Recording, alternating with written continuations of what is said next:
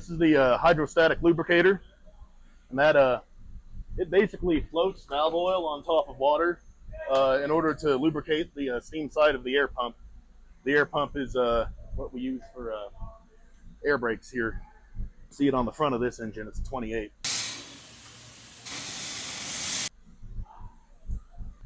Usually doesn't take much, you know, just a very slight turn of the valve is the difference between, you know, a drop every 30 and, you know, flooding the damn thing.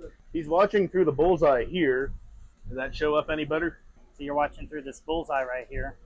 Yeah. And there'll be a drop of oil that'll start to form right there, and then it floats up.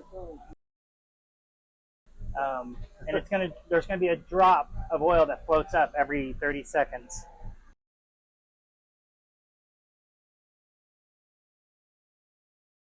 It only does something every 30 seconds. So it's cold. I already checked, so the drains on the pump itself are open and the main reservoir drain is open. All right. So all we got to do for now, since the lubricator is already dripping, is get the valve and just crack it off its seat, get a little steam going on it to warm it up. All right. Right? Yeah, I can feel it. Yeah, and then, yeah. Oh, look at that. It's hot. That's not good.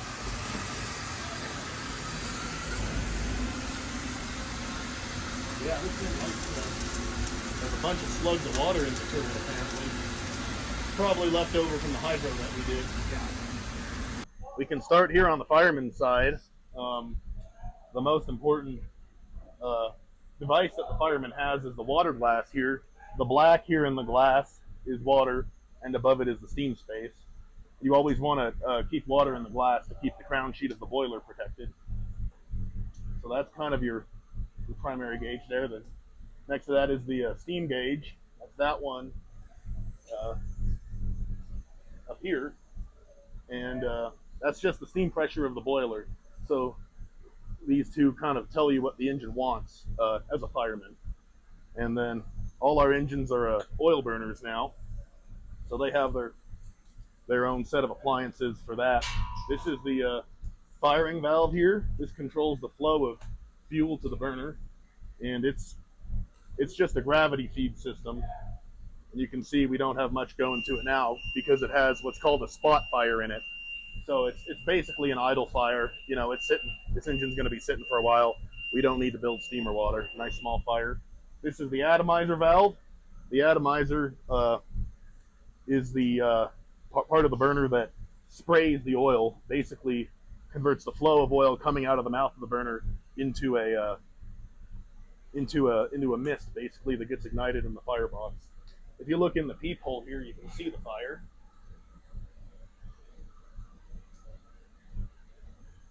Nice bright kind of yellow-white color. That's what we're looking for. Out on the road, when the engine is working hard, and it has to be working hard to do it, the fireman will take a scoopful of sand. I'm just going to mock it and pour it into the peephole, and that will basically scour the tube sheet and the tubes from all the carbon that's built up and clean it out, and it'll make steam better. And then so we have our firing valve and our atomizer. And then the other controls for the fire there are two dampers. This is the bottom damper. It just opens up an opening near the flash ball in the firebox to admit air. Right there, that's the damper. You can see it in all the shadows, yeah. And then the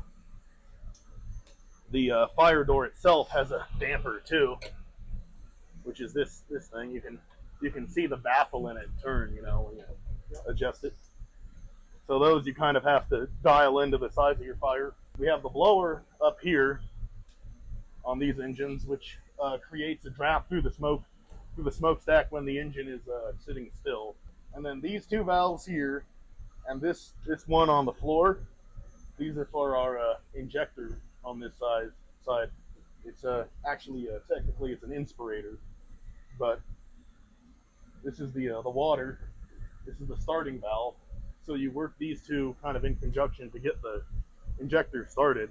And then once it's started, this is called the fine down, what we call the fine down, and it will cut the feedback to hopefully match it pretty closely to consumption of the boiler when the engine's working.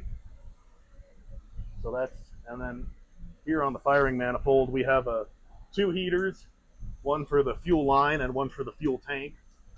Help the oil to flow better, and then a blowback, which if there's something fouled up in your line, your oil line, you can blow steam through it to clear it out. Generally, you don't have to use that.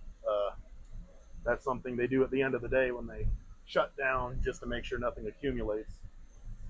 So that's kind of the fireman's side here. On the engineer side is your Johnson bar.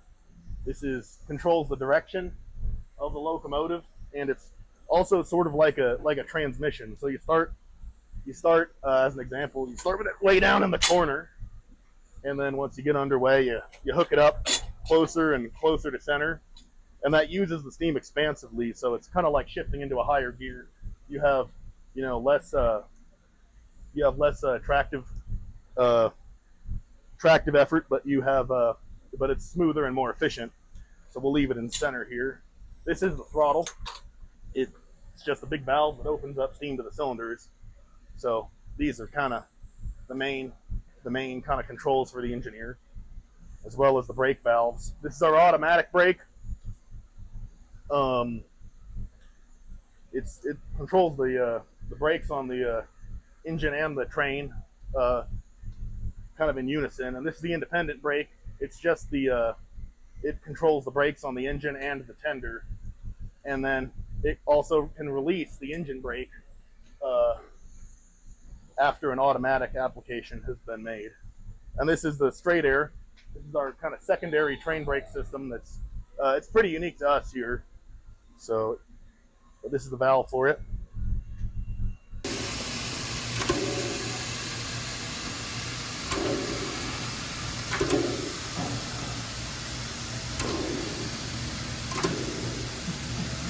Track.